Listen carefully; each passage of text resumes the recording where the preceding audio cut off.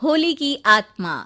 बचपन से शहर में रहने वाला मनोज इस साल होली की छुट्टियों में अपने गांव दुर्गापुर वापस आता है, जहां उसे देख पूरा गांव खुशी से झूम उठता है।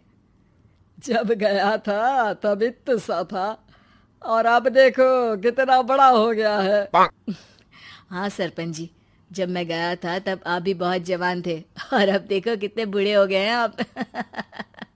चलो चलो बढ़िया है। बच्चा घर वापस आ गया। इसी खुशी में आज रात पार्टी होगी। क्या बात है, गांव में भी पार्टियां होने लगी। वैसे अगर पार्टी की बात है तो आज क्यों सीधा होली पार्टी करते हैं। होली पार्टी की बात सुन चहल पहल में अचानक सन्नाटा छा जाता है, जिसे देख मनोज को कुछ अजीब लगता है। लेकिन तभी सरपंच बात पलट देता है। अब बहुत देर हो गई, चलो सब अपने घर चलो, पार्टी के बारे में कल सोचेंगे। मनोज भी मम्मी पापा के साथ घर आ जाता है, पर होली पार्टी और उस पर पूरे गांव की खामोशी वाली बात अभी तक उसके जहन से निकलती नहीं। पापा, होली पार्टी की बात पर सब चुप क्यों हो गए थे?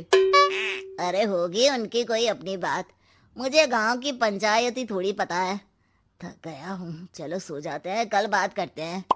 पापा की बात मानते हुए मनोज भी सोने चला जाता है।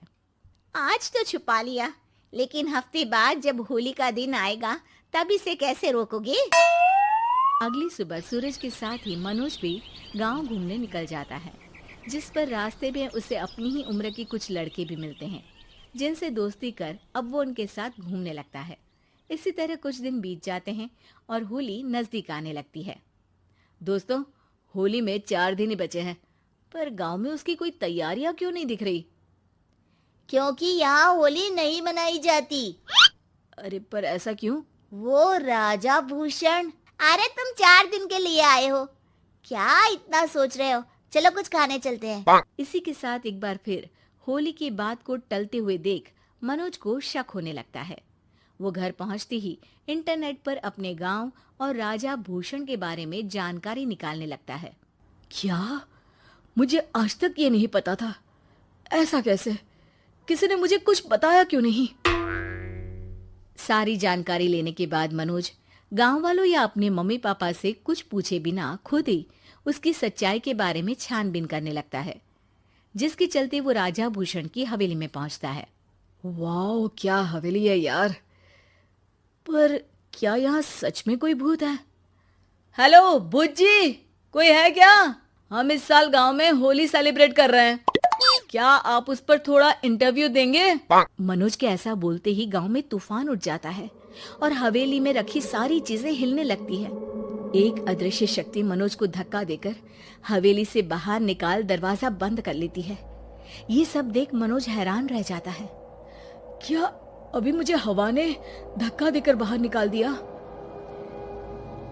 मेरे होते हुए इस गांव में कभी होली नहीं मन सकती, इसलिए दोबारा ऐसी कोशिश भी मत करना, अंजाम बुरा होगा।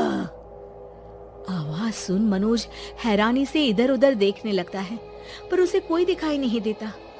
वो गांव वापस आ जाता है, जहां तूफान की वजह से सब कुछ तहस महस हो चुका होता है। आखिर ये तूफान आया कैसे?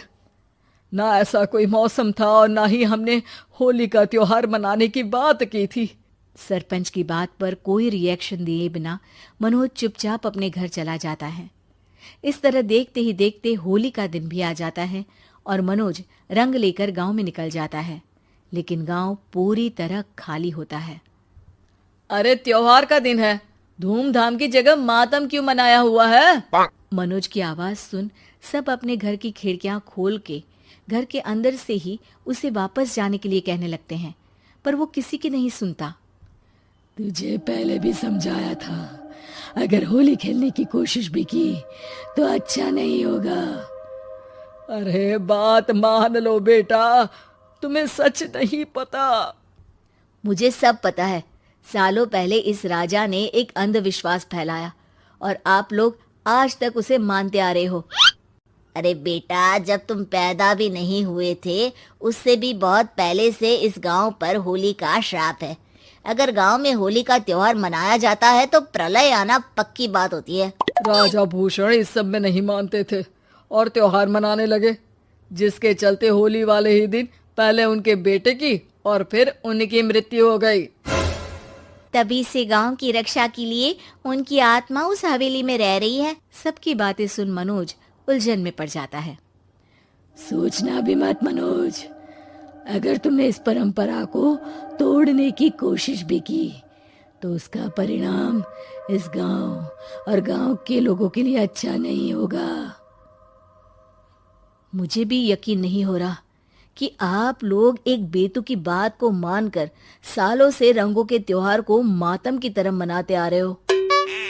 मनोज किसी की कोई बात ना मानते हुए पूरे गांव में रंग बिखेर देता है, जिसके तुरंत बाद वहां तूफान के साथ बिजलियां गरजने लगती है। अचानक मौसम में ऐसा बदलाव देख जहां मनोज कंफ्यूजन में आ जाता है, वहीं गांव वाले डर से सहम जाते हैं।